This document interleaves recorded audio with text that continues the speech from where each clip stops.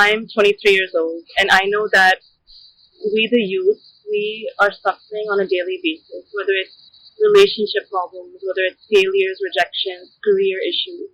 And we often just go to external things to alleviate that, right? We go out drinking, we go out, to the club, because we think that's going to release our suffering. Now, this is because we don't know who we are, and I guess we don't realize that the suffering is because of lack of awareness. My question is that, do you think that if the youth begins to have this self-inquiry process, can they alleviate their suffering without being dependent on external factors? Absolutely. I think it's helpful to start with yourself. Yes. Instead of starting with a spiritual teaching or a spiritual master, start with oneself, and then I begin to see that the way I'm leading my life, it is not giving me lasting happiness or fulfillment. It's giving me some kind of pleasure once in a while, and a lot of unhappiness and a mounting sense of, futility, despair.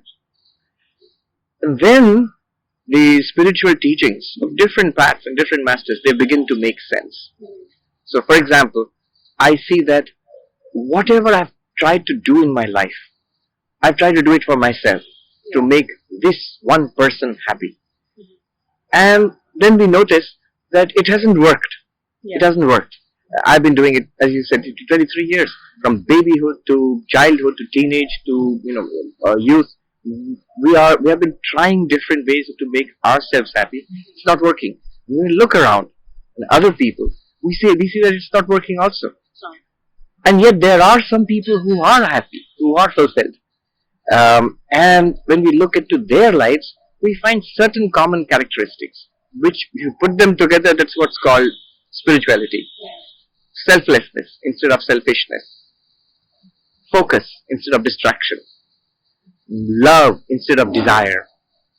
And knowledge of the self, of who or what we are, rather than knowledge of the world. So these are certain core ideas around which all spiritual paths are built.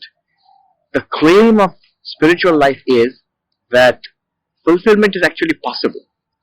You see, people try to get fulfillment from the world, as you said, through relationships, through sense pleasures, in many ways, it's occupation, job, and they get mixed results, mostly kind of futility, unhappiness. Temporary.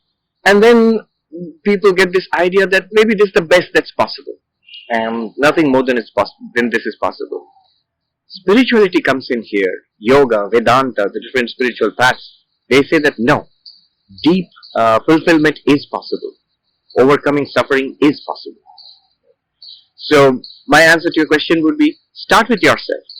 See that there is a growing dissatisfaction with life, and then there is this promise that deep satisfaction is actually possible. Then which reasonable person wouldn't, try to at least inquire and practice that?